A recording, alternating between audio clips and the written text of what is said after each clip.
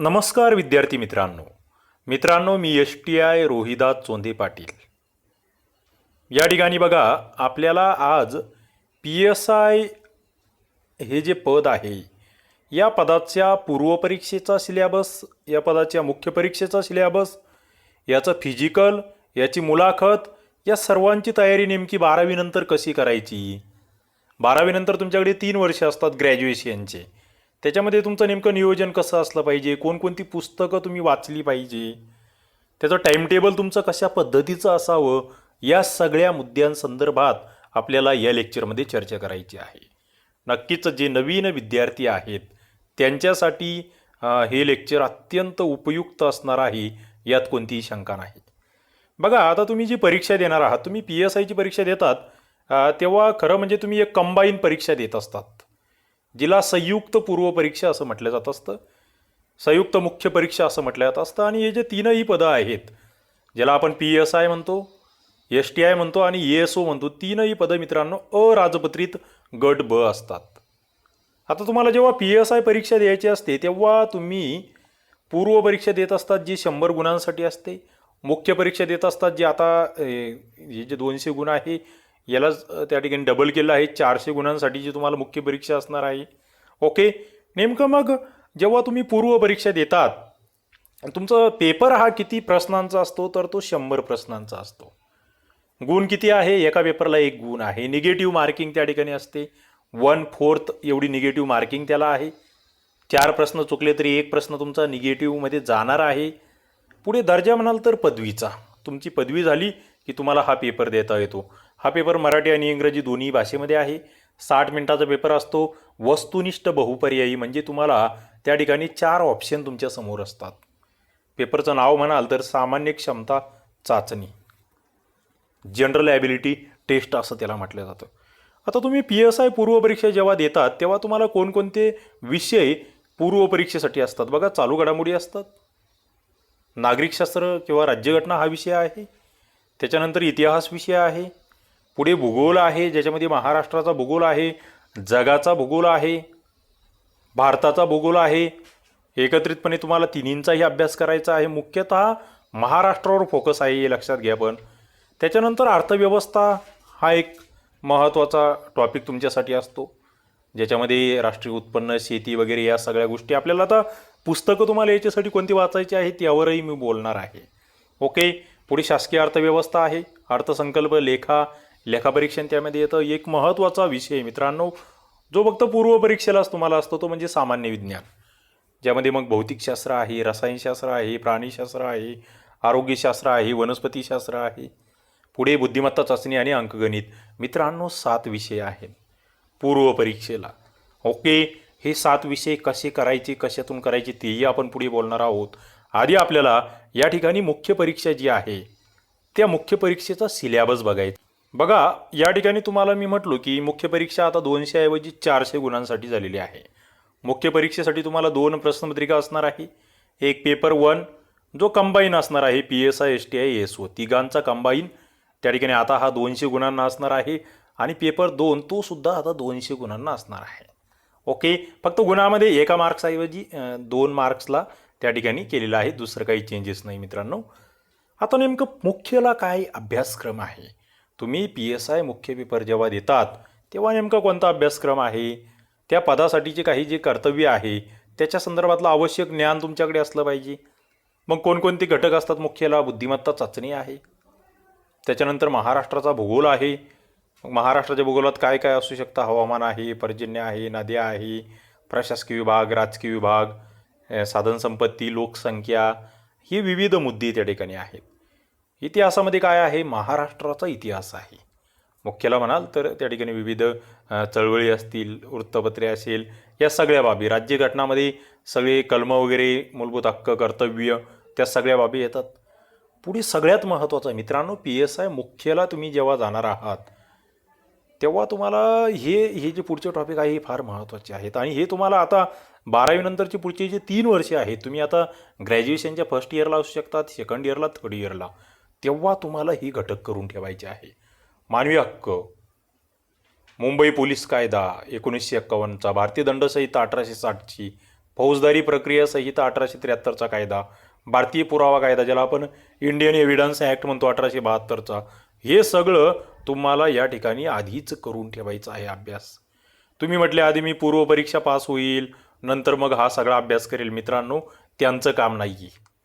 या ठिकाणी सगळं तुम्हाला आधी करायचं आहे. एक मुद्दा लक्षात घ्या, मानवी हक्कामध्ये काय विचारलं जातं बघा. आंतरराष्ट्रीय मानवी हक्क मानक असेल, मानवी हक्क जबाबदाऱ्या, संरक्षण, त्याच्या संदर्भातल्या चळवळी, त्याच्यामध्ये नागरी हक्क संरक्षण अधिनियम, मानवी हक्क संरक्षण अधिनियम, कौटुंबिक हिंसाचारापासून महिलांचे संरक्षण अधिनियम, अनुसूचित जाती जमाती अधिनियम आणि हुंडाबंदी अधिनियम 1961. हे सगळे कायदे तुम्हाला या ठिकाणी बघावे लागतात. ओके, याच्या संदर्भातले जे मूळ कायदे आहेत मित्रांनो ते व्यवस्थित वाचावे लागतात. यावर आपण आपलं जे PSI शारदा मॅडम आहेत त्यांचे या प्रत्येक मुद्द्यावर लेक्चर्स आपण टाकतो आहोत आपल्या चॅनलला. तुम्ही नवीन असाल तर सबस्क्राईब करून ठेवा, तुम्हाला ती लेक्चर्स भेटत जातील. PSI संदर्भात सगळा सिलेबस आपण आपल्या प्लेलिस्टमध्ये टाकलेलाच आहे. याच्या आधी त्याच्यासाठी कोणकोणते लेक्चर्स आहेत सगळे मी टाकलेले आहे, ते तुम्ही बघू शकतात. तर अशा पद्धतीने या ठिकाणी PSI मुख्यचा सिलेबस आहे मित्रांनो. थोडंसं तुम्ही PSI मुख्यबद्दल आणखी थोडंसं डिटेल जर बघायला गेले तर मेन्सला विविध कायद्यांवर कसे प्रश्न येतात बघा. भारतीय दंड संहिता 1, 6, 5, 9 असे प्रश्न तुम्हाला दिसत आहेत. फौजदारी प्रक्रिया संहिता ते सुद्धा 5 ते 11 पर्यंत प्रश्न आहेत. मुंबई पोलीस अधिनियमावर सुद्धा 7 ते 10 पर्यंत इतके मोठे प्रश्न आहेत. भारतीय पुरावा कायदा म्हणाल तर इथे सुद्धा फार मोठ्या प्रमाणात प्रश्न तुम्हाला दिसत आहेत. अनुसूचित जाती जमाती अधिनियम आहे, याच्या संदर्भातले प्रश्न बघा. नागरी हक्क संरक्षण अधिनियम आहे. सगळ्या मुद्द्यांवर तुम्हाला या ठिकाणी प्रश्नांचं एक विभाजन आपल्या लक्षात येतं आहे. म्हणजे तुम्हाला या दृष्टिकोनातून विचार करावा लागेल की बाबा कायदे हे PSI मुख्याला फार महत्त्वाचे असतात. या कायद्यांचा अभ्यास फार महत्त्वाचा असतो. मित्रांनो, आता तुम्ही जेव्हा PSIचा अभ्यास करणार तेव्हा तुमच्यासाठी बुक लिस्ट, याच्या आधी सक्सेस कॅन्डिडेट जे आहे त्यांची एक बुक लिस्ट आपण या ठिकाणी घेतो आहोत. बघा, इतिहासासाठी तुम्ही गाठाळ सरांचं पुस्तक वाचू शकतात किंवा रंजन कोळंबे सरांचं पुस्तक आहे. राज्यशास्त्रासाठी सुद्धा रंजन कोळंबे सरांचं पुस्तक आहे. अर्थशास्त्रासाठी रंजन कोळंबे किंवा किरण देसले सरांचं पुस्तक. विज्ञानासाठी सगळे स्टेट बोर्डचे पुस्तकं आणि ज्ञानदीप प्रकाशनाचं भस्के सरांचं पुस्तक तुम्ही वाचू शकतात. भूगोलामध्ये सुद्धा क्रमिक पुस्तकं फार महत्त्वाचे आहे. नंतर महाराष्ट्राच्या भूगोलासाठी तुम्ही खतीब किंवा भारताच्या भूगोलासाठी विठ्ठल पुंगळे ही दोनही पुस्तकं त्या ठिकाणी वाचता येईल तुम्हाला. चालू घडामोडीच्या बाबतीत इथे पृथ्वी मासिक सिम्प्लिफाईड दिलेला आहे. दररोजचा न्यूजपेपर मला वाटतं फार महत्त्वाचा आहे, लोकराज्य योजनासारखं मासिक. त्याच्यानंतर रिझनिंग बघा, सुजित पवार सरांचं, अनिल अंकलगी यांचं रिझनिंग जे आहे याचा तुम्हाला सराव करावा लागेल. आता PSI मुख्यचं जर तुम्ही बघितलं तर पेपर 1साठी जे मराठी आहे, मराठीमध्ये मोरावाळंबे, रंजन कोळंबे सरांचं सुद्धा या ठिकाणी रेफर आहे. के सागर यांचा शब्दार्थ आहे. मित्रांनो, मोरावाळंबे, बाळासाहेब शिंदे यांचं सुद्धा मी नाव या ठिकाणी घेईल.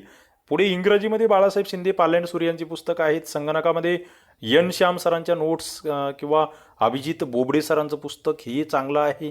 चालू घडामोडी आपण बघतो आहोत. पेपर 2 इथे कायदे. मित्रांनो, कायदे फार महत्त्वाचे आहेत, ज्याच्यामध्ये ज्ञानेश्वर पाटील सरांचं पुस्तक आहे ज्यामध्ये सर्व कायदे उपलब्ध आहे.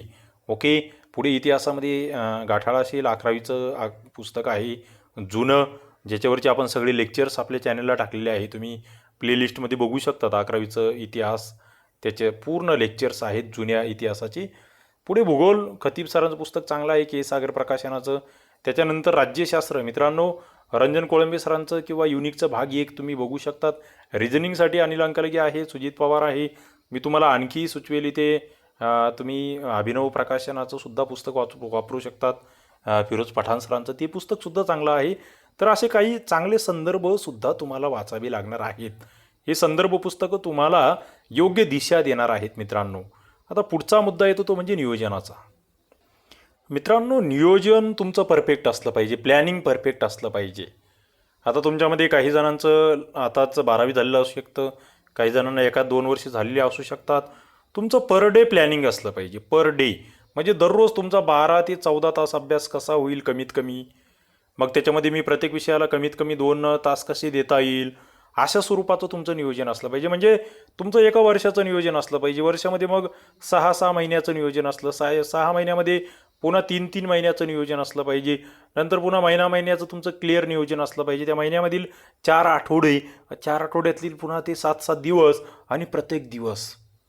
मित्रांनो, कागदावर नियोजन असलं पाहिजे की मला 3 वर्षामध्ये कोणत्याही परिस्थितीमध्ये PSIची एक्झाम क्रॅक करायची आहे. त्यासाठी तुम्ही फिजिकलची सुद्धा तयारी आतापासून करायची आहे. त्याच्यामध्ये तुम्हाला जे 100 मीटर असेल, 1600 मीटर असेल, पुलअप्स असेल, गोळाफेक असेल, याच्यासाठी तुम्ही आतापासून तयारी करायची आहे. आतापासून रनिंग करायची आहे, डेली व्यायाम करायचा आहे. ओके, तुमच्या जवळपास ग्राउंड असेल तर गोळाफेकची तयारी करायची आहे, पुलअप्स काढायचे आहे. फिजिकल मित्रांनो 100 मीटर आणि 1600 मीटर आहे, महिलांसाठी थोडंसं वेगळं आहे. त्या ठिकाणी चालणे वगैरे असतं, ते या ठिकाणी तुम्हाला आतापासून करायचं आहे.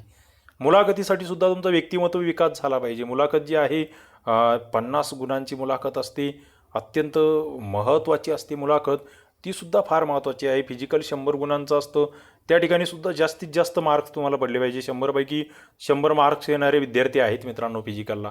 मुलाखतीमध्ये सुद्धा एक जवळपास 25 ते 30 मार्काचं तुमचं टार्गेट असलं पाहिजे, जे चांगले मार्क्स मानले जातात. ओके, मुलाखतीसाठी तुम्हाला आतापासून स्वतःचं व्यक्तिमत्व विकास करावं लागेल. बोलण्याची पद्धती असेल, आपलं राहणीमान त्या ठिकाणी परफेक्ट ऑफिसर टाईप असलं पाहिजे. मी वर्दीत गेल्यावर, उद्या PSI झाल्यावर नेमका कसा त्या ठिकाणी रुबाबात राहू शकतो, तसंच तुम्ही आतापासून वागायला सुरुवात केली पाहिजे. म्हणजे त्याच्यामध्ये अहंकार असावा असे अजिबात म्हणणं नाही आहे, पण एक टापटीपणा तुमच्यामध्ये, तुमच्या बोलण्यामध्ये, तुमच्यातली ती नम्रता, त्या सगळ्या गोष्टी, तुम्ही एक अधिकारी आहात असं आतापासून वागायला सुरुवात केली पाहिजे. त्या पद्धतीचा अभ्यास केला पाहिजे. मित्रांनो, नक्कीच हे सगळं जर तुम्ही केलं तर मला असं वाटतं 12वी नंतरची जे 3 वर्षे आहेत, या ठिकाणी तुम्हाला तुमची पोस्ट काढून देण्यासाठी उपयुक्त ठरणार आहेत. सगळ्यात महत्त्वाचं इथे तुम्ही सिलेबस व्यवस्थित आधी बघा. नंतर संदर्भ पुस्तकं जे आहेत, रेफरन्स, त्याची व्यवस्थित खात्री करून घ्या. कमीत कमी संदर्भ पुस्तकं जास्तीत जास्त वेळा वाचा, पुन्हा एकदा सांगतो आहे. ओके, आणि काही स्वतःचे तत्त्व ठेवा, स्वतःचे त्या ठिकाणी एक ध्येय ठेवा की मी निघणारच, या ठिकाणी मी ही पोस्ट मिळवणारच. ती मिळवल्यानंतर माझ्या लाईफमध्ये किती बदल होणार आहेत हे नेहमी डोळ्यासमोर आणत राहा. नक्कीच तुम्ही या ठिकाणी सक्सेस होणार आहात.